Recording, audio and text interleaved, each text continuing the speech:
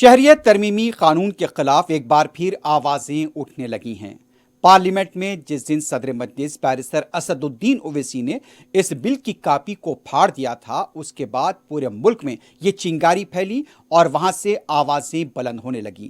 زرعی قوانین سے دستبرداری کے اعلان کے بعد ایک بار پھر سب سے پہلے صدر مجلس بیرسٹر اسد الدین اویسی نے اس مسئلے کو اٹھایا اور حکومت سے مطالبہ کیا کہ زرعی قوانین کو جس طرح سے واپس لیا گیا ہے، شہریت ترمیمی قانون اور دوسرے قوانین کو واپس لیا جائے۔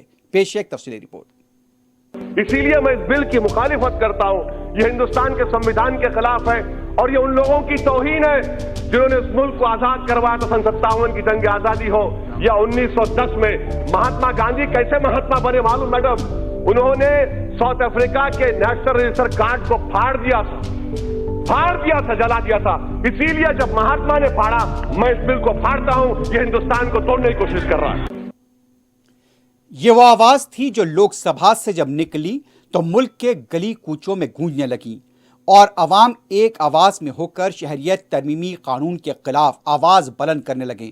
چوراہوں پر نعروں کی گونج سنائی دینے لگی۔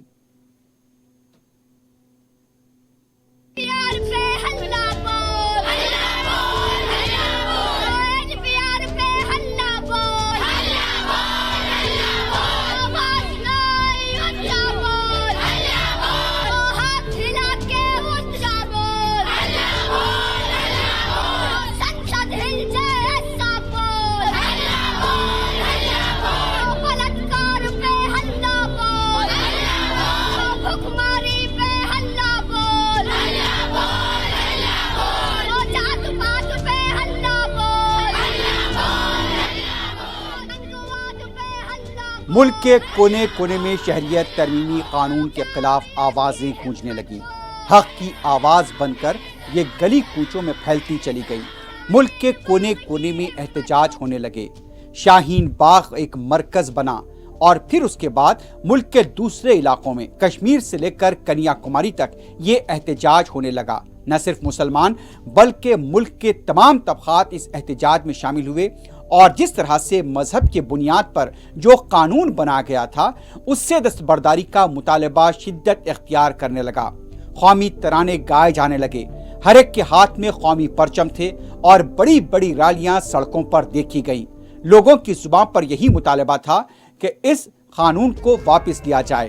ہر طرف قومی پرچم لہرا رہے تھے اور لوگوں کے دلوں میں جو احتجاج میں شامل تھے حب الوطنی کا جذبہ کوٹ کوٹ کر بھرا ہوا تھا۔ خواتین، نوجوان، بچے، بوڑھے سب کوئی اس احتجاج میں شامل ہوئے۔ جو چنگاری لوک سبھا سے نکلی تھی وہ ملک بھر میں یہاں پر گونجنے لگی اور ملک کو اپنی لپیٹ میں لے لیا۔ بچے بھی قومی پرچم تھامے ہوئے گلیوں میں بیٹھے دیکھے گئے۔ شہریت ترمیمی قانون کے خلاف ایک منظم احتجاج ہوا اور اس احتجاج کی وجہ سے یہاں پر دنیا بھر کو یہ کوریج کرنا پڑا کہ ہندوستان کے اندر جو قانون لایا گیا ہے وہاں پر اس کی شدت سے مخالفت کی جا رہی ہے۔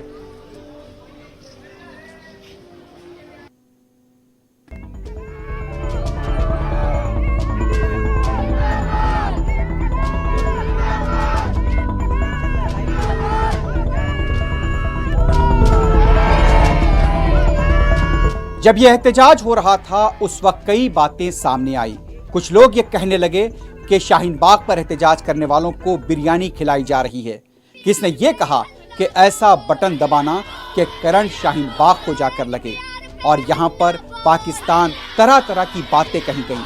ایک لیڈر نے تو یہ تک کہہ دیا کہ ہمیں موقع مل جائے تو ہم شاہین باغ کے احتجاج کو چند منٹوں میں ختم کر دیں گے۔ لیکن یہاں پر اس احتجاج کو لے کر، اس ظلم اور ناانصافی کو لے کر جو عزم خواتین میں تھا، شاید کسی کی ہمت نہیں ہوئی کہ اس احتجاج کو ختم کرا سکے۔ لیکن آج جس طرح سے زرعی قوانین سے دستبرداری اختیار کی گئی ہے، پھر یہ مطالبہ شدت اختیار کرتا جا رہا ہے کہ یہاں پر شہریت ترمیمی قانون سے بھی دستبرداری اختیار کی جائے۔ اب کئی جگہ سے آوازیں اٹھنے لگی ہیں کہ جس طرح سے ملک کے کونے کونے میں لوگ سڑکوں پر اتر کر آئے تھے، شہریت ترمیمی قانون کے خلاف احتجاج ہو رہا تھا، ملک کی گلیوں میں نعروں کی گونج سنائی دے رہی تھی۔ یہ وہی نعرے تھے جو کبھی تحریک آزادی کے دوران سنائی دے رہے تھے۔ انقلاب زندہ باد کے نعروں کی گونج بھی سنائی دی۔ और यहाँ तक कि गलियों में छोटे बच्चे कौमी परचम लेकर नारे लगाते हुए देखे गए और सबका यही कहना था कि हम हक की बात कर रहे हैं और हक की बात यही है कि इस कानून से दस्तबरदारी इख्तियार की जाए। शाहीन बाग से लेकर मुल्क के गली कूचों और फिर हैदराबाद की सड़कों पर भी ये एहतजाज गूंजने लगा। यहाँ पर लोग सड़कों पर उतर कर आ गए। सदर मजलिस बैरिस्टर असदुद्दीन ओवैसी के ऐलान पर अजीमुशान तिरंगा यात्रा निकाली गई, जिसमें लाखों की तादाद में लोगों ने शिरकत की और हुकूमत से मुतालबा किया कि शहरियत तरमीमी कानून से दस्तबरदारी इख्तियार की जाए। अब जबकि ज़राई क़वानीन से हुकूमत ने दस्तबरदारी इख्तियार कर ली है, एक बार फिर वही आवाज़ उठने लगी है कि शहरियत तरमीमी कानून से भी दस्तबरदारी इख्तियार की जाए। वज़ीर आज़म नरेंद्र मोदी ने ज़राई क़वानीन से दस्तबरदारी का ऐलान कर दिया। यहाँ पर सिंघू बॉर्डर, तिकरी बॉर्डर और दूसरे सरहदी इलाकों में मिठाइयाँ तकसीम होने लगी हैं और यहाँ पर किसान खुश तो हैं लेकिन मुतमईन नहीं हैं। उनका ये कहना है कि हमें हुकूमत पर भरोसा नहीं है, क्योंकि उनका ये कहना था कि अभी एमएसपी का मामला बाकी है और ये एहतजाज उनका कहना है कि और भी जारी रहेगा। लेकिन अब सवाल ये पैदा होता है कि यहाँ पर शहरियत तरमीमी कानून को लेकर एक बार फिर आवाज़ उठने लगी है। उलमा, सियासी कायदीन और तलबा की तरफ से भी अब इस बारे में आवाज़ें उठने लगी हैं कि अब बारी है शहरियत तरमीमी कानून की, उसे भी वापस लिया जाना चाहिए।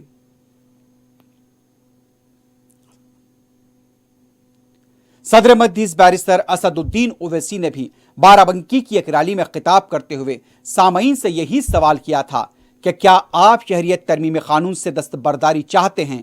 मजमे ने आवाज़ दी, जी हाँ, हम चाहते हैं कि शहरियत तरमीमी कानून से दस्तबरदारी इख्तियार की जाए।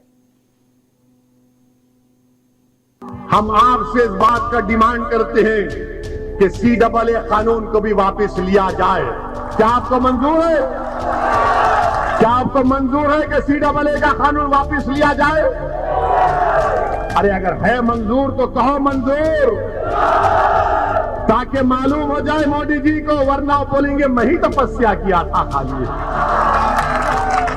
CAA का कानून वापस लेना चाहिए। क्यों लेना चाहिए? क्योंकि वो संविधान के खिलाफ है। वो संविधान जिसको बाबा साहेब अम्बेडकर ने बनाया था, जिसमें मजहब की बुनियाद पर कानून नहीं बनाया जा सकता।